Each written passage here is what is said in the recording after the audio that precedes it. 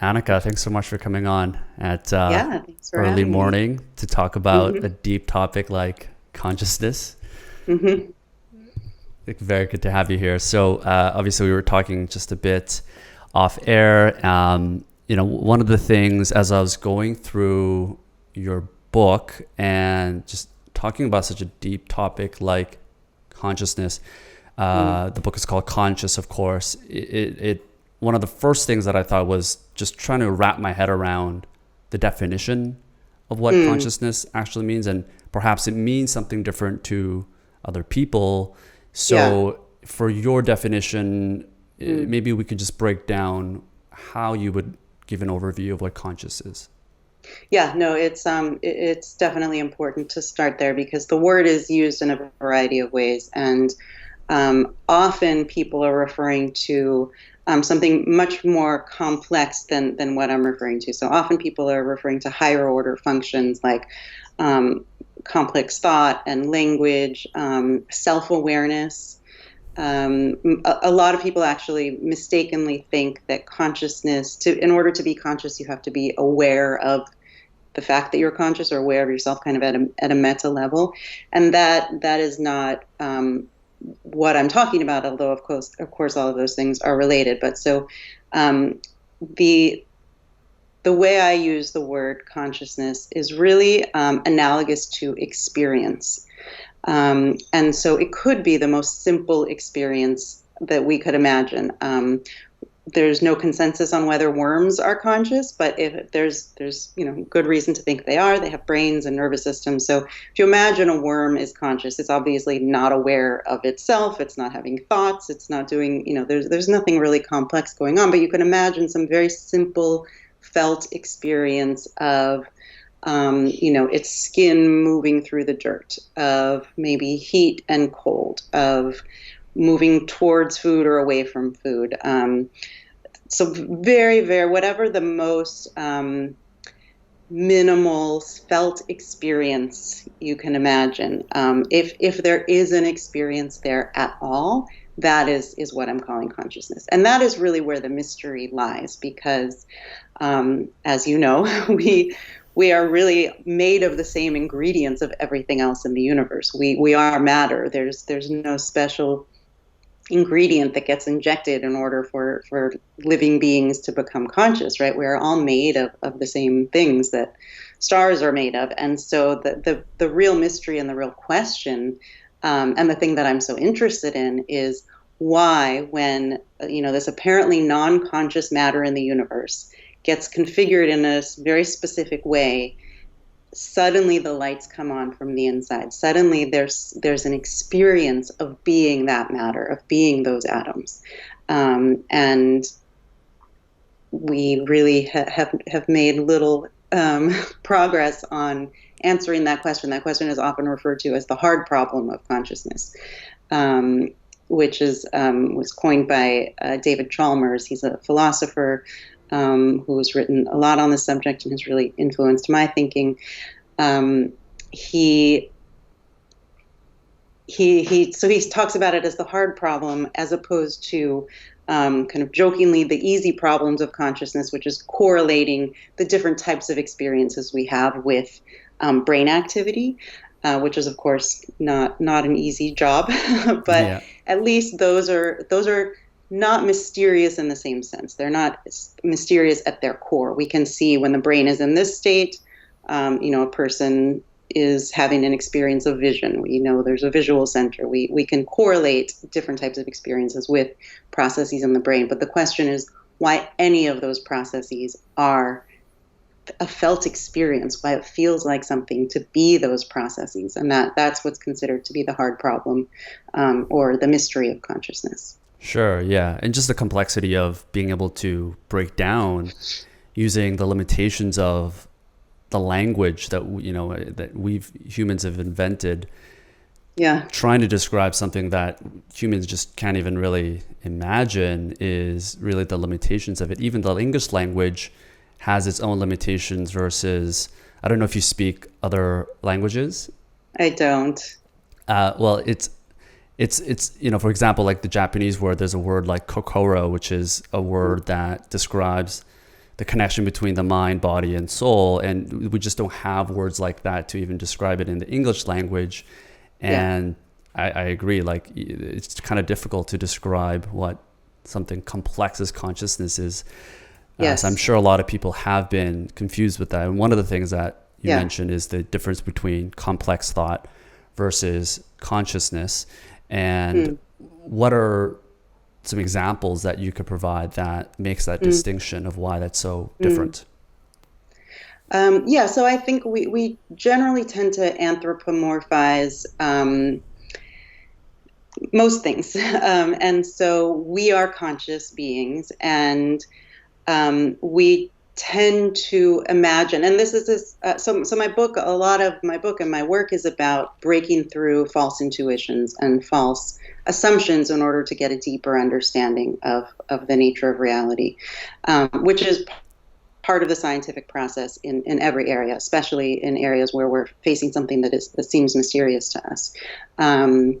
And maybe I'll just give a few examples there before moving forward, just because my book, really the emphasis is on shaking up our intuitions, breaking through false intuitions, trying to figure out which assumptions are false and which ones aren't about consciousness. And so in science, this is often the first step.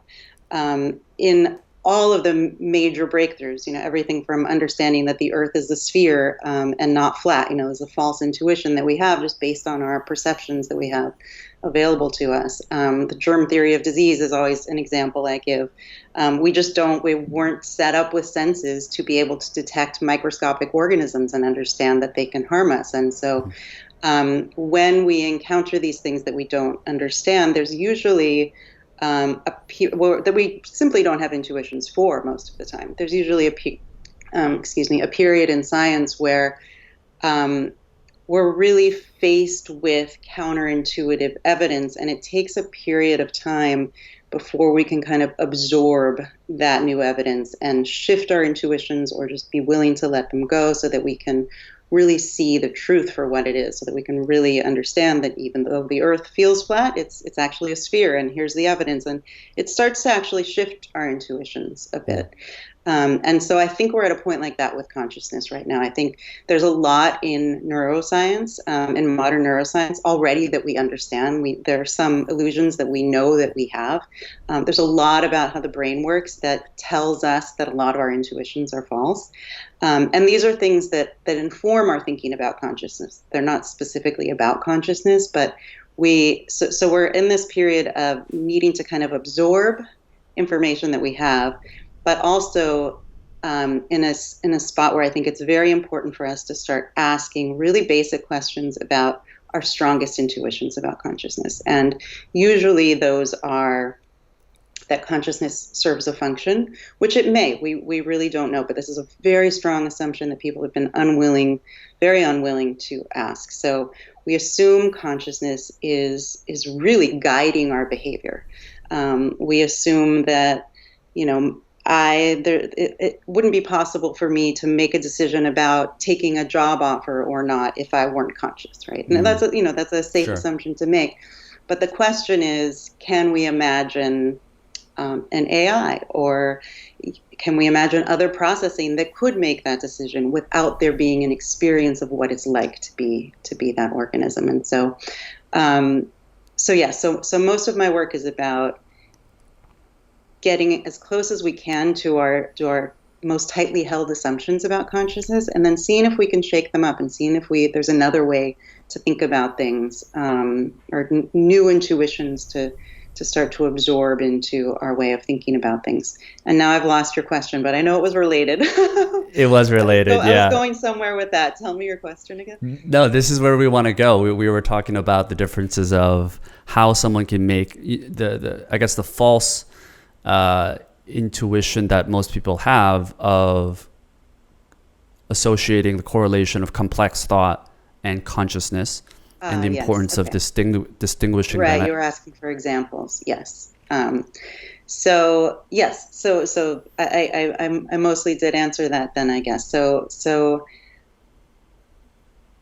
we tend to, as I said, anthropomorphize, and so we think that because we're conscious beings and our brains are the most complex thing we know of in the universe at this point, and the only way we have access to anyone else's conscious experience is through their communication of it, right? There's no way to know. It's one of the things that makes it so difficult to study, and makes it so mysterious. Is there's no way to have access from the outside. The conscious experience is there, and you're either having it or you're not. And even though I, completely believe that you are conscious, the strange reality is I can't have any direct evidence of it. All that can happen is you can convince me by explaining what your experience is like. It's close enough to mine that I assume you're conscious, as I am. So as things become less like us, we tend to assume, or we have less of a confidence that they have consciousness. And so, and the same is true of all the things that we assume consciousness is for. And thinking is one of them for sure, and language, and experiencing pain, and the whole range of things that we experience. If there are other creatures around us that seem to be exhibiting similar behaviors, seem to be having those same experiences, where we assume they're conscious. And I really think, as crazy as it sounds, even still to me, after thinking about it all this time, I still think it's an open question about whether consciousness is actually even a complex phenomenon. And so... What do you mean by that? So yes. So most people, and most scientists at this point, assume that consciousness arises, that it's an emergent property that arises out of complex processing. Many scientists at this point, because of our advancements in AI, are open to the idea that some advanced AI could develop consciousness based on the complexity and the integration of ideas and information and decision making and all of those things that our brains do. Because we assume that it's this complex processing in our brains that somehow at some point gives rise to consciousness, which again may in fact be true. But it is actually more of an open question than most people realize. We are mostly going on intuition and very old assumptions, and not on evidence. That we have no evidence that consciousness is a complex phenomenon, or and so one thing that we're kind of jumping to, we're bumping up against very quickly. We're just skipping some chapters. Usually takes longer to get to. This concept of panpsychism. And the truth is, I'm not using this word really in my writing anymore, and even in my discussions. But just briefly, panpsychism is kind of an umbrella term for theories that place consciousness at a fundamental level. The older theories, which is where it comes from, don't sound very modern or scientific, and so I actually don't really see a use for that term at all. I think, especially where we've come to with quantum mechanics and all of these questions about whether space-time is even fundamental, which many top physicists who are working on interpretations of quantum mechanics are starting to say now that it's very likely space-time, or at least space. There's some question about time, but that this is an emergent phenomenon, that this isn't what the fundamental nature of reality is.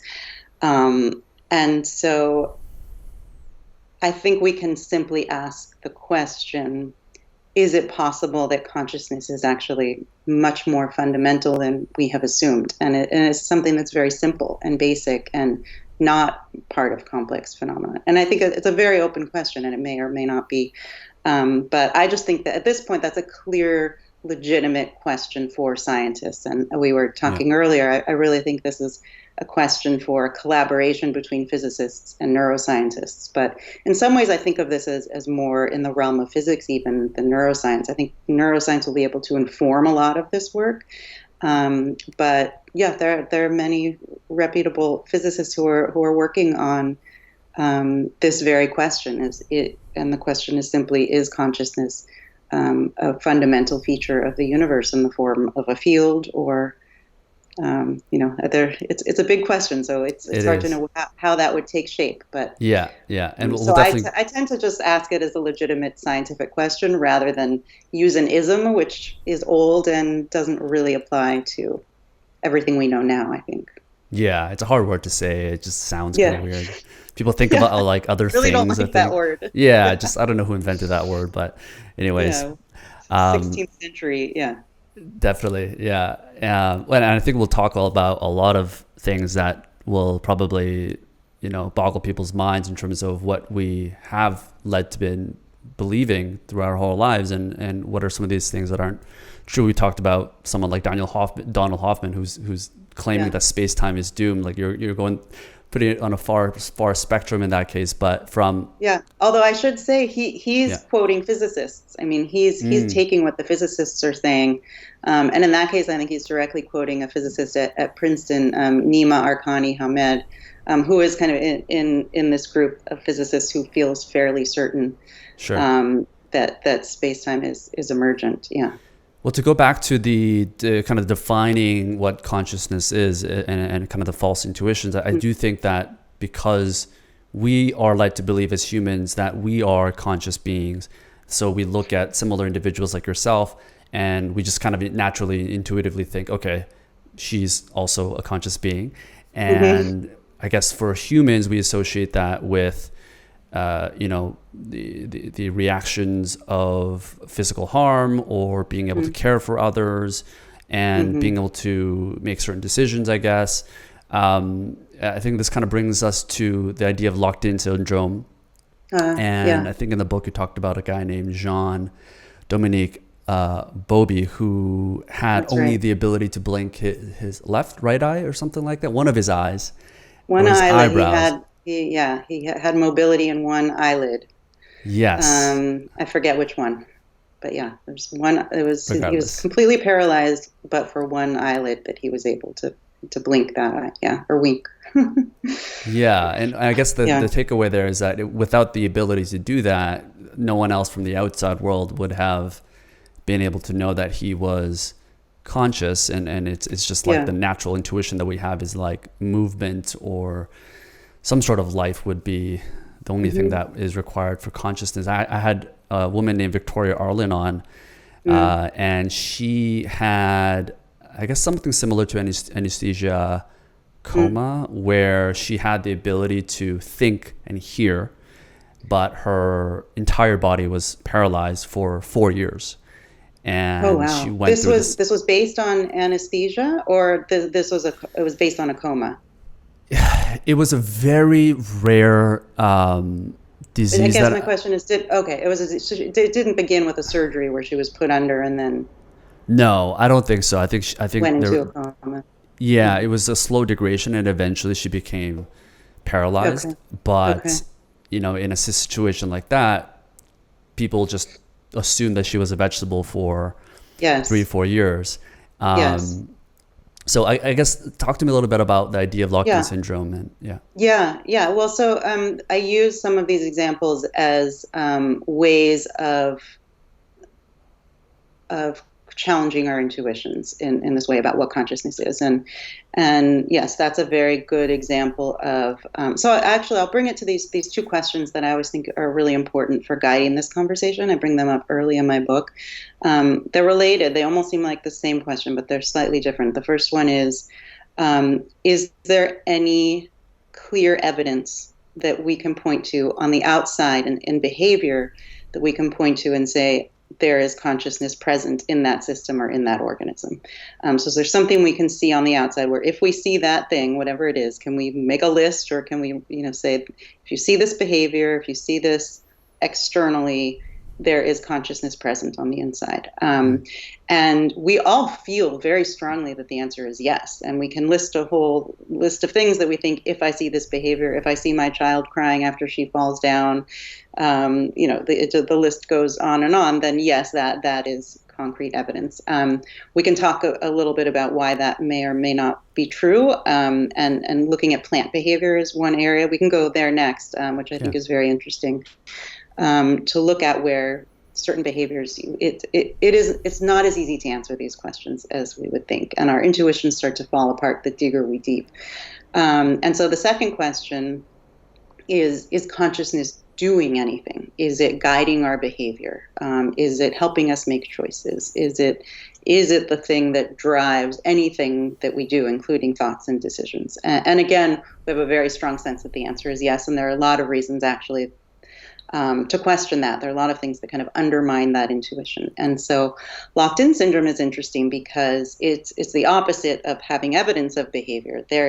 We know, and this is an interesting counterpoint, we know that it's possible to have zero behavior, to not be able to witness anything at all from the outside. And there can be as full a conscious experience as you and I are having right now present.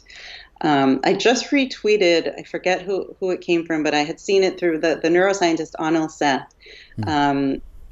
Shared this on Twitter a couple of years ago. That it must be in a science museum.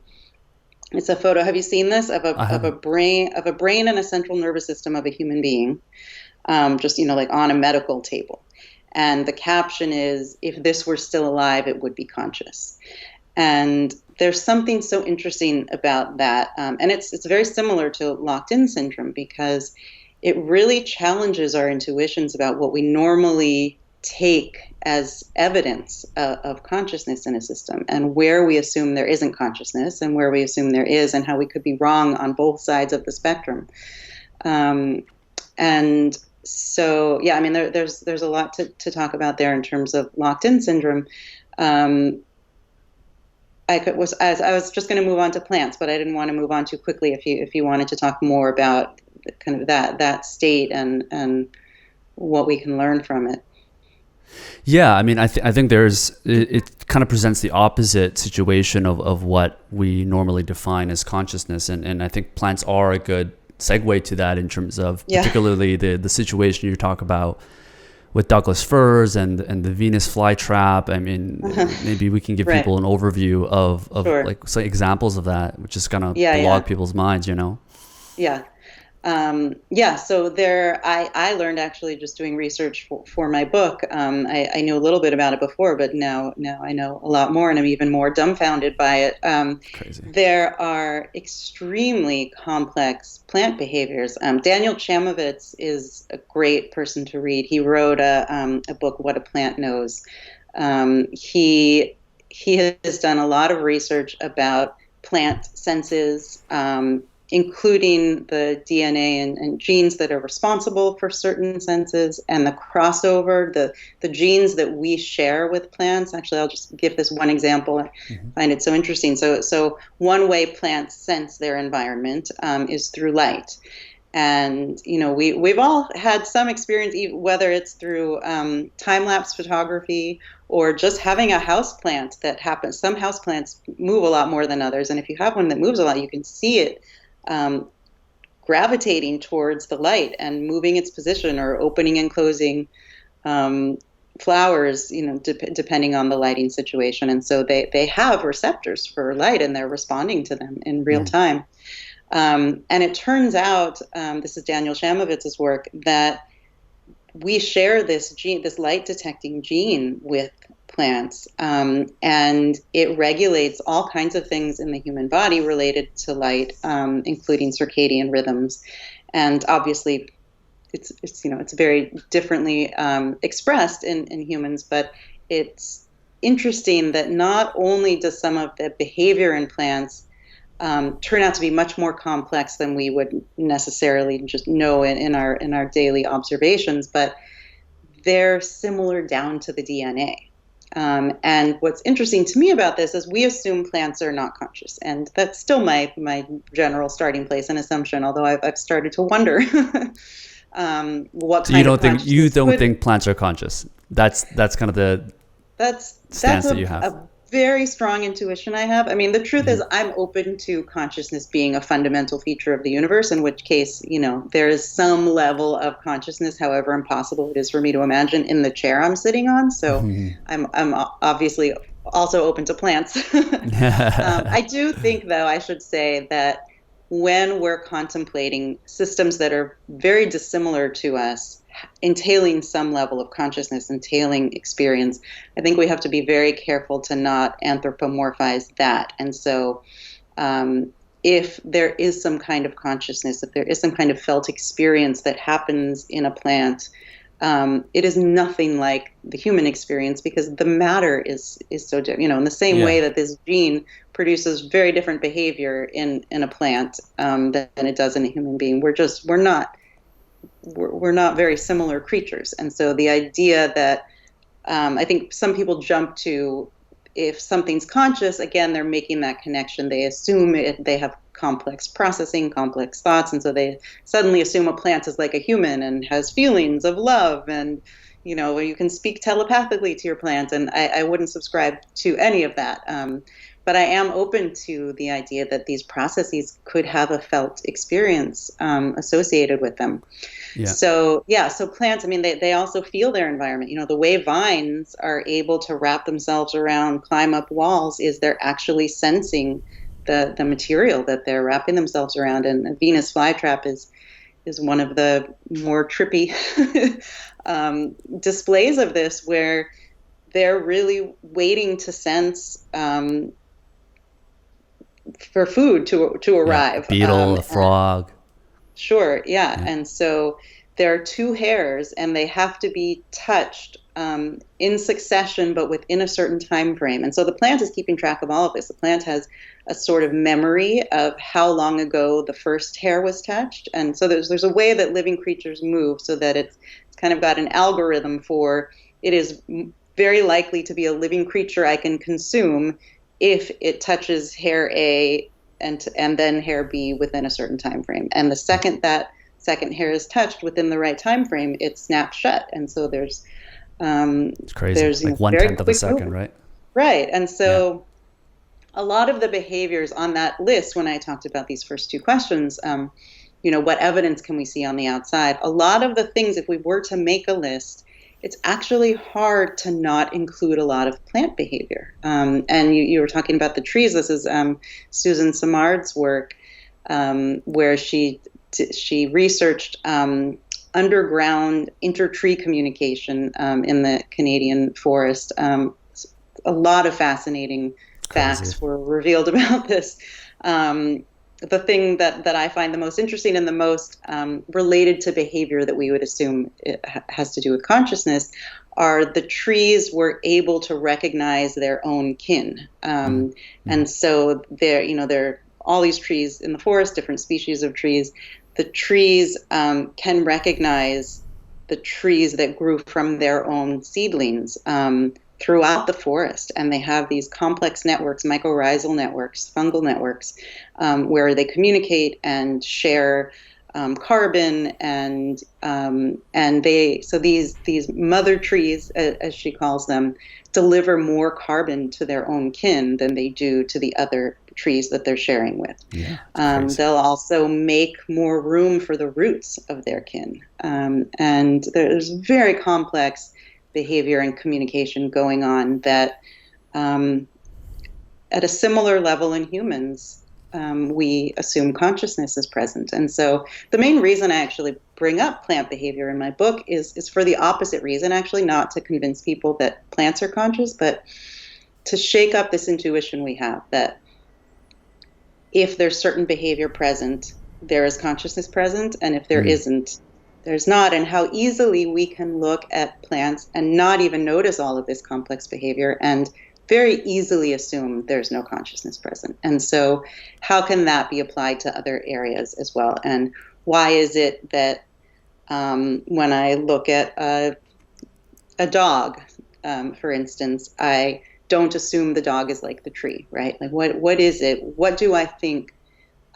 is proof that consciousness is present in one place and not another? And the lines start to get very blurry and confusing when you look at them closely.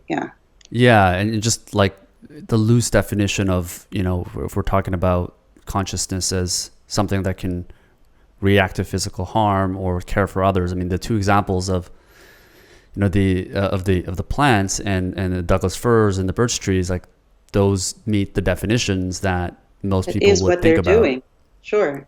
Sure. And all of these behaviors in human beings also, they evolved in the same way that they evolved in plants. Yeah. We do have this kind of strong intuition that there's something magical about human beings, that we're not, we have this strong sense a lot of the time that we're not a part of nature, that we're not animals too, that we're not, but it's interesting to consider, how strongly, I mean, obviously we are nature. Yeah.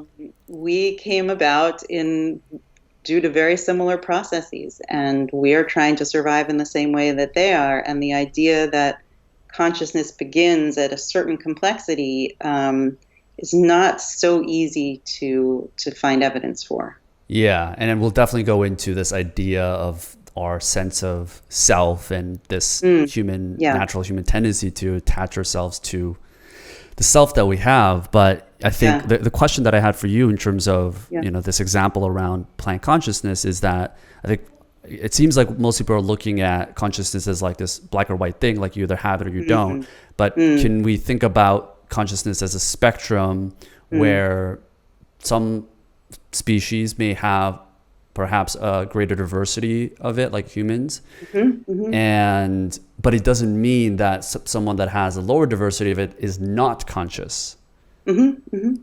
Yeah, so I think, so this quickly will feed into this idea of self, and this is something I've been reading a lot about recently, actually. It's just the neuroscience of how the experience of self gets created by the brain. But in terms of the spectrum, there's clearly a spectrum, even in the things that we know are conscious. But the thing that's interesting and where the mystery lies is we assume that at the low end of the spectrum, at some point, the lights go out, right? That if you look at a sandy beach, there's no experience in that sand whatsoever, right? And then you kind of start moving up the scale. At some point, whether it's in a worm, wherever that place is that we think, some felt experience is happening there, there's a point at which you drop off the spectrum or you jump onto the spectrum. And that moment to me is really the focus of my work and what I'm interested in, and is the thing that seems so mysterious. It's maybe not true. So, so once you're on the spectrum, there's clearly a spectrum there, especially in terms of content. So I often, and neuroscientists usually speak this way too, they separate consciousness and content. So if you're a conscious being, you're Bumblebee, and you're maybe aware of some light and some sensation, and you're moving towards bees, and you have some feeling to head toward the queen bee, whatever minimal experience you have, all of that is content, right? And they have the wavelengths of light that are available to them. Human beings are capable of experiencing much more content than that, much more complex content, Sure. ideas and stories and rocket ships, all the rest. And so it's hard to say whether there's truly a spectrum of consciousness or whether it is only a spectrum of content. I tend to assume it's the latter. I tend to assume consciousness is more of a binary thing. It's either there or it's not. And then you can bring in a lot more content. I think if you're looking at let's just take vision, if you're having an experience of seeing something and it's very fuzzy, let's say that your whole field of vision is blurry, that could seem like you might want to describe it as lower down in the spectrum than if the scene you're looking at is very vivid and sharp and has tons of color and all this information you can gather from it. But I think the level of consciousness in those cases is the same. It's just the content that changes. Right. So that is the way that I lean. But in some sense, there is a spectrum, and even if it's true that there is a spectrum of conscious level, there's clearly a point at which we expect you drop off, and there are certain things where the lights are completely off and there's no felt experience at all. Well, where is that cutoff line? That's what I'm curious, at least from your perspective. We know humans, we know animals, we can, I guess the debate is the plants is kind of where that might be, where we're thinking about yes or no. It usually comes higher than that. Like the worm is the example I usually use because there's no consensus about whether worms are having a conscious experience, and many insects too. I think many well-respected neuroscientists disagree about what type of brain processing is required for consciousness to come online. And so, yeah, once you get down to insects and worms, that's where you really start to have a disagreement, and our intuitions start to disappear. We just no longer have intuitions for whether those things are conscious or not. And they're just so and plants, far. It's hard to find a scientist who thinks plants are conscious. Gotcha. You just froze. Oh, am I back? It says we lost the connection. You probably can't hear me. I can hear you.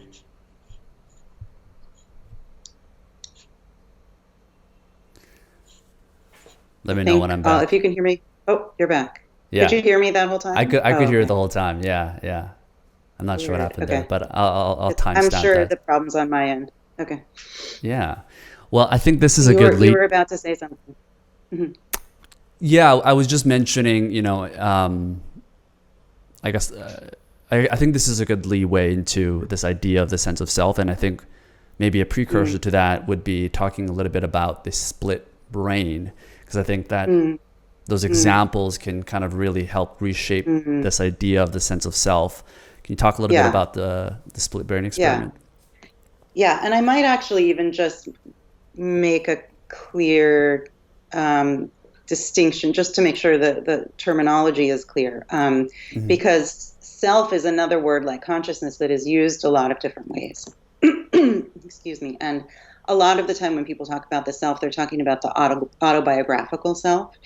So the autobiographical self is basically, everything I've retained from my memory, the sense that I am the same person I was when I was 3, even though I'm obviously, very different, but that there's a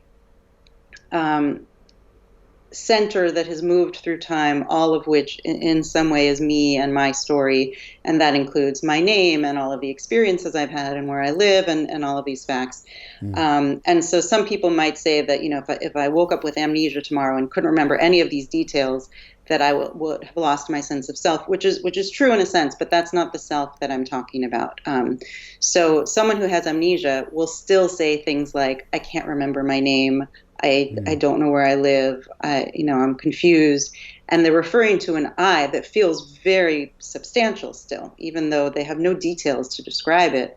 They still have a sense that they are an I, that they are kind of a single point. I mean, it's interesting when you get people to try to talk about what this actually entails, but it's really where the idea of a belief in a soul comes from. And we all, whatever our beliefs are and however much we know or don't know about the brain, we all still walk around with this very strong sense that there's a me, there's a solid center that exists, that almost, even though I'm saying it now and I know it's not true, but I almost have this sense that I could leave my body, and I refer to my body, as if I'm here, and yes, if I lost my right arm, I'd still be me, and kind of no matter what happens to my body, there's still a me somewhere, riding in my brain, and we know that's not the nature of reality. We know that everything I'm experiencing is brain processing. It is just constant electrical firing that's going on, and there is no self. There is no solid center that moves through time. And so it's that more basic self that seeing how it's illusory, understanding how the brain creates that sense of being a self, can start to erode and help you see through that illusion and how it kind of misguides our thinking in a lot of areas. Yeah, and that's a lot to take in for people that are listening and realizing and kind of reflecting on this for the first time. Yes. But I think there's some positives to that. One of the things that as I was reading your book is just to kind of reiterate, and I've certainly thought about this before, is like you are not your thoughts in terms of perhaps the negative thoughts that you might have and the doubts that you might be facing in your regular lives. There is some positivity that you can be actionable in terms of improving the quality of your life by being able to separate that sense of self. Yes, and actually, and maybe we'll focus on that first because I think that's an important piece. And I've been in this audio series I'm working on it. I'm actually talking a lot about that because some of these ideas, the understanding how the self, the experience of being a self, is an illusion that the brain creates, and some disruptions or changes in the way we think about free will that we now understand how the brain works and our typical sense of having free will. And it's a complicated discussion, and I usually separate conscious will from free will. But we have some false intuitions in these areas that, when they're pointed out, some people can find destabilizing and disturbing and upsetting. And there really is another way to look at it, another way to frame it, which is in fact the center of many spiritual traditions. And so I think it's important to emphasize this and for people to understand there's a very positive way to experience this, to view it. There's something very freeing about it, and the experiences that have been studied scientifically, and these are through meditation. So many people in meditative states are able to drop this illusion of self, and we now know that it's takes place in a part of the brain. It's not a part of the brain, but it's kind of a network called the default mode network, which is quieted during meditation, as it is during the influence of different psychedelic substances, which is also now being scientifically studied. And in all of these studies, in these cases during meditation and during being under the influence of psychedelics, this is experienced as an extremely positive state. For most people, completely transformative, curing people from treatment-resistant depression, from PTSD, and there are a lot of factors at work, but many of them credit seeing through the illusion of self as being part of the healing process. And for people who have this experience, it is an experience of feeling more connected to the universe, more connected to nature. I mean, it is kind of a dropping away of this separateness that is the source of so much of our psychological suffering, and is not in fact true. Our brains are just not isolated from the environment. We are much more interconnected with our environment and other people than we typically feel. We typically feel very separate, as I was talking about. And so usually, hearing about the idea can feel destabilizing and scary, but the experience of actually dropping that illusion of self, which I have had many times and can attest to, is a deeply, I always hesitate to use the word spiritual, but it's a deeply spiritual, it has a very deep sense of well-being and kind of the opposite of what some people might assume. Yeah. So I think it's important to say that. And the same with free will as well, which is a harder one for people to understand. But there is a way in which being very in touch with the fact that we are a part of nature, the universe is kind of unfolding in the way that's unfolding, and we magically have this felt experience of the universe unfolding in this way. There's something very, very beautiful about having that experience. Yeah. I mean, especially with the rise of people suffering with depression and loneliness, I think a practical example of that is kind of the studies that you mentioned around psychedelics and LSD, where after consumption, it turns off a specific, I'm definitely not going to be able to name it properly, but it turns off a specific part of your brain that the default mode network, it really quiets that down. Yeah. Right, right. And you kind of lose this sense of self, which allows you to stop really being in your head more and seeing yourself as an isolated, being, but more connected into nature. And I think it's just maybe an analogy to support that claim. Yeah. These studies have had incredible success. It's really unlike any other drug that's ever been used for a treatment for these disorders, where many of them have 80 to 90% efficacy after one treatment, and the effects can last for years. Yeah. Well, hopefully we'll have some time to get into that. But do you do show notes? Because there are a lot of links I can send. We do, definitely. Around all of this research. Okay. Yeah. That'd be awesome. I'll share that. Yeah. So in terms of the split brain experiment, or at least the conjoining of brains, let's say. I think you talked about this in the book, where let's say you took half of my brain and half of your brain, and I think it's just interesting for people to hear. We could take the whole brain. We wouldn't need to leave half of it out. We could just connect all of our brains. Combine it into two, right? So like in a world that happens, I think it's just an interesting thought experiment for people to people just don't think about this, on a regular basis deeply. Well, I think, I think it's probably more helpful to start with the split brain research, because that's something that has been done and that we do have results on what people's experience is, and it's incredibly interesting, and it really does also inform our guesses about what might happen if we did merge two brains. But so there's, I don't know how much your audience might or might not be familiar with this surgery, where the patients who've undergone this surgery are called split brain patients, where most of the time it's for epileptics who are having such severe seizures, they're life-threatening, or they just can't conduct their lives. And these are due to the fact that the seizure starts on one hemisphere of the brain and spreads. It's a grand mal seizure. It basically, the electrical storm takes over the whole brain. And this is very dangerous, and also really disrupts people's lives. They can't function normally. And so in the worst cases, they will perform a procedure in which they actually sever the connection between the right and left hemispheres of the brain.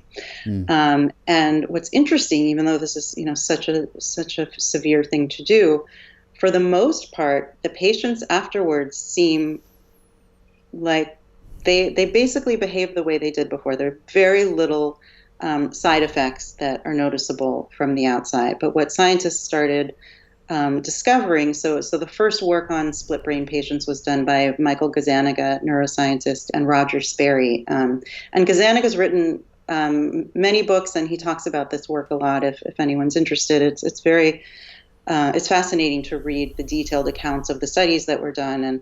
But they found ways to access the right and left hemispheres of these patients' brains, because they were separate. The two hemispheres were not sharing information, but the right visual field is connected to the left hemisphere, and so this is true of most of our body. The information from our right hand is delivered to the left hemisphere. Of course, in a normal brain, in a healthy brain, all this information is shared, but that's where it gets sent. And so there's some variation, but for the most part, the right half of the body, the right visual field, the right ear, all of that information coming in through those senses is being delivered to the left hemisphere and vice versa. And the language center of the brain, not in everyone's brain, but in most brains, is in the left hemisphere. And so they tested this first, but in these patients, where the language center was in their left hemisphere, they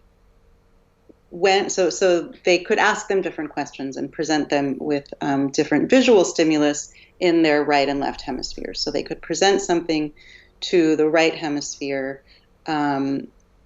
which is being projected onto the left hemisphere only. Let's see if they were projecting the word penny. So, sorry, I always get confused it's a lot to remember. So I commend you for remembering all this. But essentially, they can ask each hemisphere the same question, because the person can answer either with writing with their. They can speak with their left hemisphere, so they can answer verbally the way you and I would and say, that's a penny, and that would be the left hemisphere communicating that message. They can give the left hand options for picking things out. What did you see? And the left hand is being controlled by the right hemisphere. So the left hand can pick something up and answer the question that way. I can also point to words. And in all of these patients, there's some difference in how the left and right hemisphere feels about different things. So you can ask a question. A couple of these patients were children. This was a very famous example. They asked this child what he wanted to be when he grew up, and he had different answers. His right and left hemispheres had different answers. Wow. You see things that are termed hemispheric rivalry, where someone will be getting dressed and their hands literally start fighting with each other because the right hemisphere, wants to put on a sweater, and the left hemisphere wants to wear a jacket. And they can be in these bizarre circumstances where one hand is trying to get them dressed while the other hand is taking the item of clothing off. In the example of the children, how drastically different was it that the career paths that they wanted to take? Were there any observations around that? Was it like similar, or like a astronaut and scientist, or was it completely different?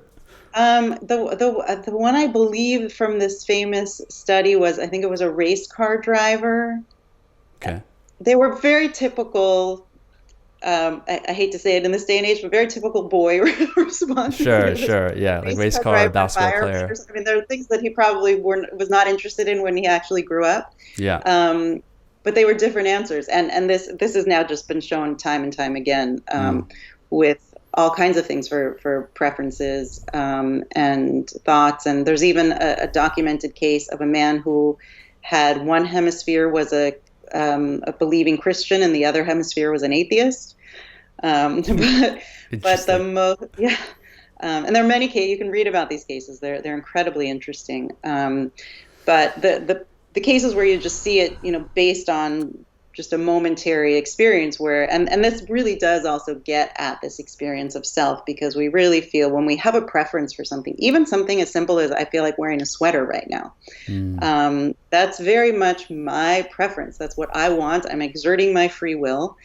And it's very interesting to think that within a single human brain, those desires and wants in the same moment can be split. And most neuroscientists who have worked with these patients, and all neuroscientists really assume that there are now two centers of consciousness in a split brain patient as well. So that that they become more like conjoined twins that have separate brains who are sharing a body than like a single person. And you mean they have two consciousness? Like the Really? That's what's assumed, that the two hemispheres are no longer communicating with each other at all. So when someone gets asked a question, and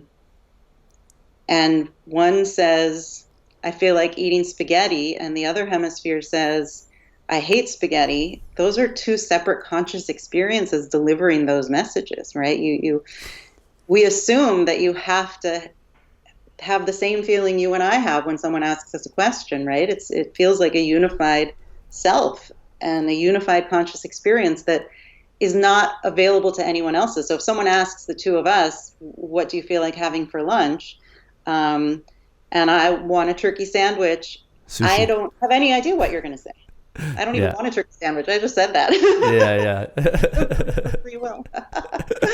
Very specific. For some reason, that was the example that came to mind. But I can't even know what you're going to say because it's your private conscious experience. And so, yes, most neuroscientists assume that something like that is happening in a split brain patient because the two hemispheres are no longer communicating.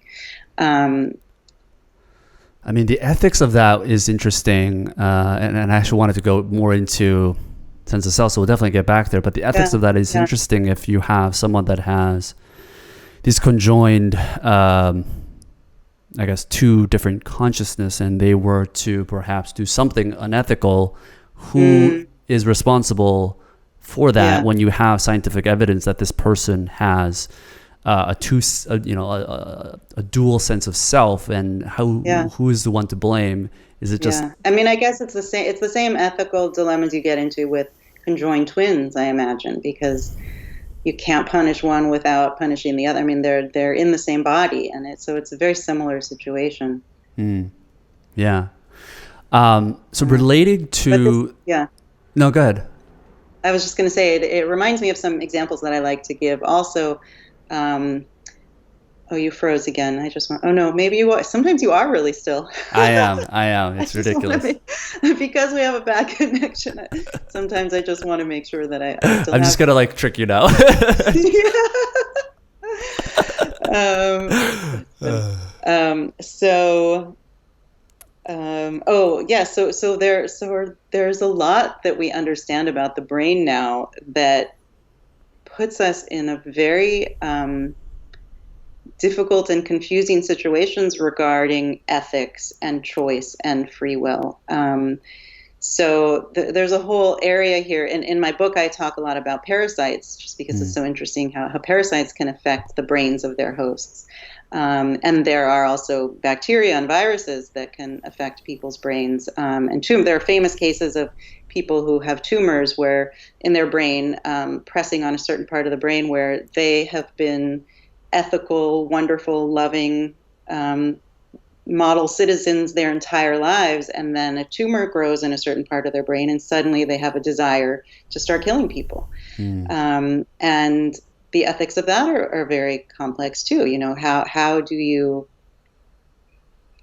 um, how do you punish someone like that? How do you even think of punishment? Punishment is the first thing that comes into question about how that makes sense. And then you start to wonder how that makes sense for anyone, because is anyone controlling the brain they're born with, or the Yeah. brain that was, molded throughout their life? And recently, actually, I was just reading about COVID has, in some small percentage of cases, affects the brain, and it can affect the brain in different ways. And neuroscientists are looking into this now. But there's one specific effect that has been reported in so many hospitals, in so many regions, that there was recently a New York Times article about it. I can send to you, but Yeah. it affects the brain, and it's hard to understand. It so goes against our intuitions for our feeling that our self is kind of a solid entity that has certain characteristics. But people who are affected with this start to have paranoid delusions, and what's common among most of them is they have a desire to decapitate people, which is so strange. I mean, it's so interesting how the brain works, how it's organized, that you could even just push on a certain part of the brain Wow. in a certain way and cause someone to have that feeling. And so, and some people have actually carried out these horrific crimes. Many of them are actually, the thing that seems to be common among them is this strong desire to decapitate people. And usually there's a delusion that goes along with it.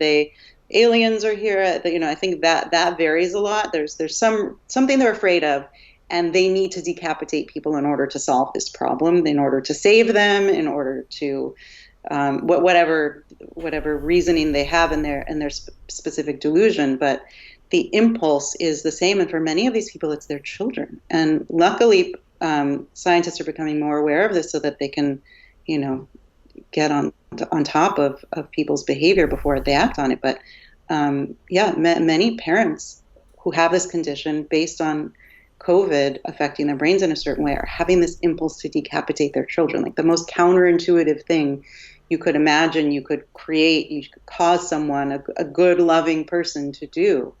And it just shows you how it's a very strong example of how much our behavior, our thoughts, our desires, everything we experience is a product of our brain processing. Yeah. Yeah. I guess as we learn more about this power of the brain and how it can impact certain decisions and behaviors that we have. I mean, I think either there was a tweet or a quote in an article where the justice system, will look back one day in 100 years once we have a better understanding of the brain, and we'll be ashamed at the number of people that we have put to sentence because of this lack of understanding that we had in the brain. It was simply just a simple rewiring with, that could potentially be done with like something like Neuralink or something like that. Right. Yeah. Around the segue of future tech and perhaps love, I'm curious to know if you've seen this episode on Black Mirror, where I haven't watched Black Mirror, so I'm sure I haven't seen that specific episode.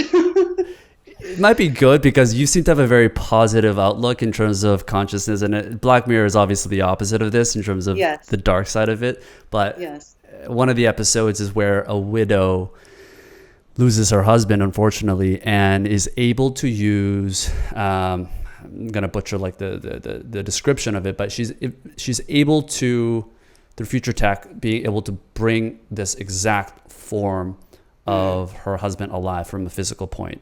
And using AI, she's able to program his voice and his sense of humor and all of these things in exact form. And perhaps more later example, kind of the one that really popularized this, is the movie Her with Scarlett Johansson, where the man falls in love with an AI assistant.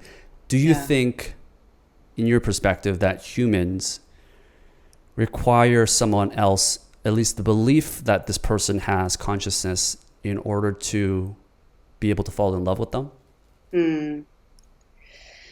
Yes, I mean, it's tricky. I think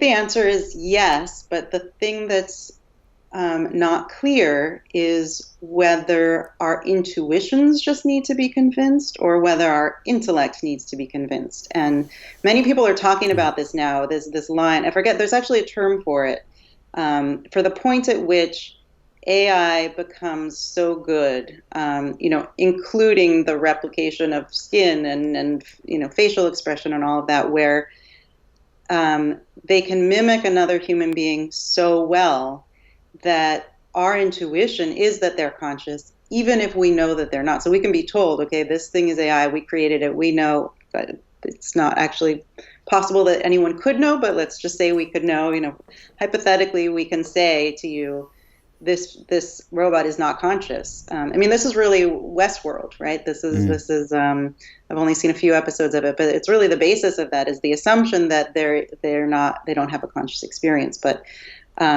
our intuitions are so strong that if I presented you with an AI that looked like a human being, seemed like a human being, sounded like a human being, and I just said they're not conscious, you still might not be able to act as if they weren't conscious. And I mean, in Westworld, I guess they do, like you can murder this robot for fun. You can, fulfill this violent fantasy you have because it doesn't actually hurt anyone. But whether we're capable of that or not, I mean, I think most people aren't. I think we will still feel and act as if they are conscious, even if we're told that they're not.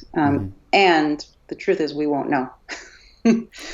We'll never know. I mean, it could be an AI that's trying to convince us that they are conscious beings, but we will never know whether that's the case, right? Yeah. I mean, my hope is that we can advance far enough in our understanding of consciousness that we will have some sense, at least of the content of what could be conscious, if the thing is conscious. What do you think that could be, if you were to just kind of make some predictions?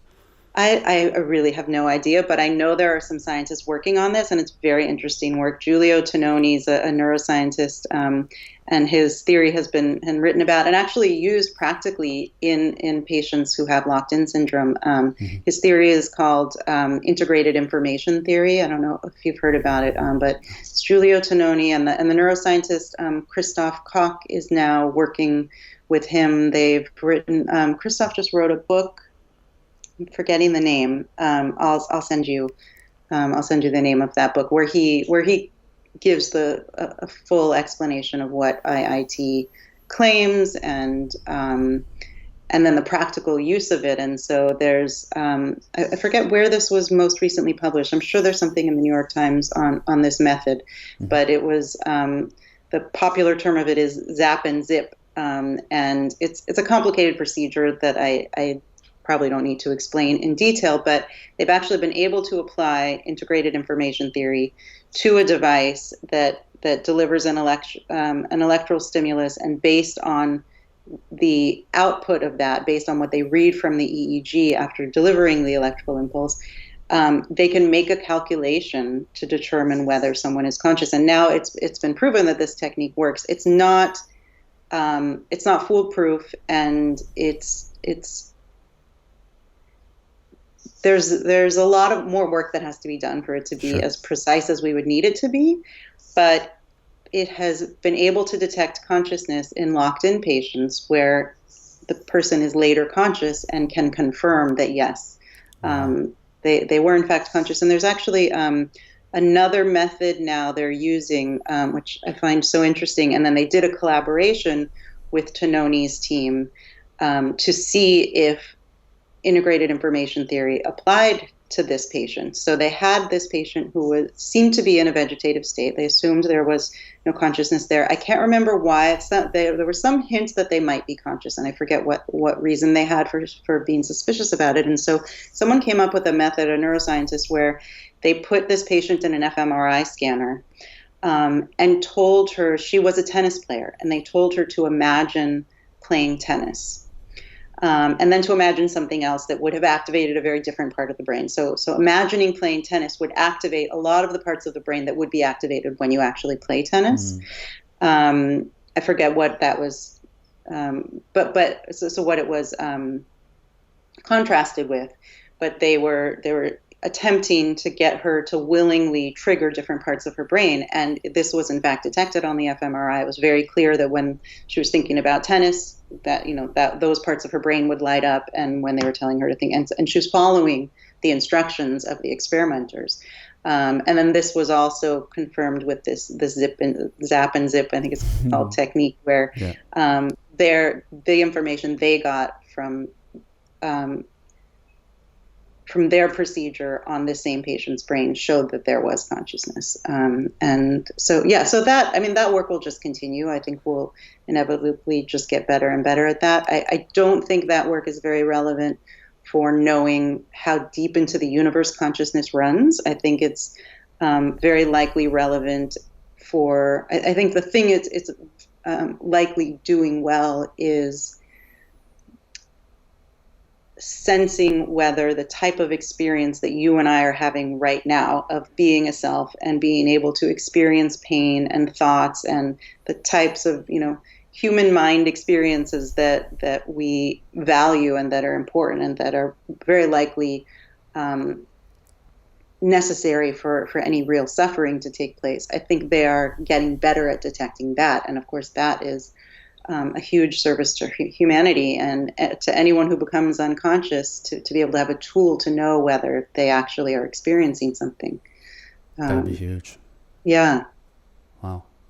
Well, Annaka, I guess as a way to close off, and I think initially I was trying to ask you about this in the beginning, but what is the purpose of all this? What is the I don't mean life, but let's distill it down a little bit. But what is the purpose of consciousness? And I think evolutionary perspective wise, most people are led to believe that everything that we have through natural selection serves some sort of a purpose that has helped us survive.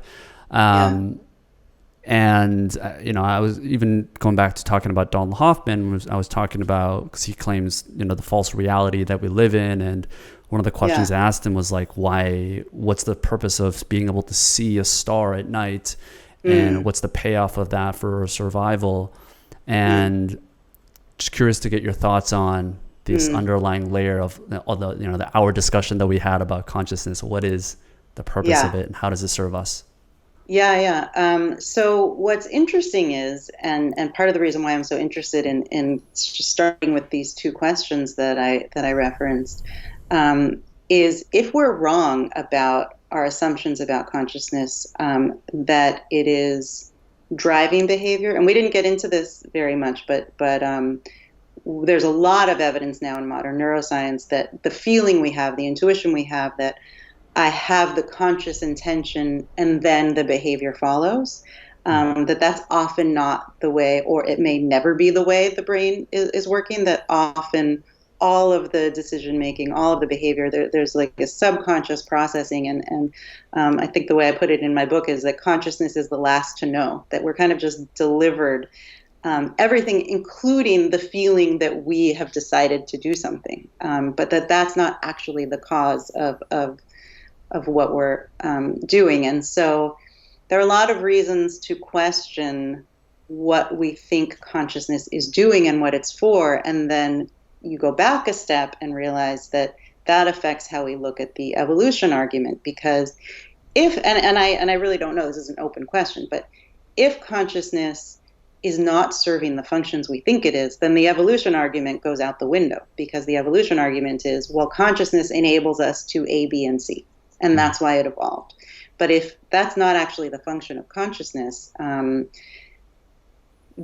it's possibly something that didn't evolve and that was here long before even life. And so if there's a property of matter, if it's actually something much more basic and much more simple and much more pervasive, so that matter has all of these fundamental properties that we know about, but that in fact there's also an intrinsic property of what it feels like to be that matter, whatever that matter is, then consciousness just came along with all of the other behaviors that evolution formed, but it was there prior to that. And so we just don't know.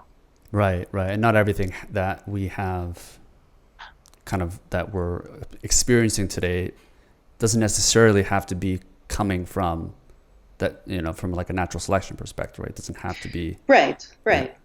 Yeah. So, no, for sure. We've definitely hacked evolution.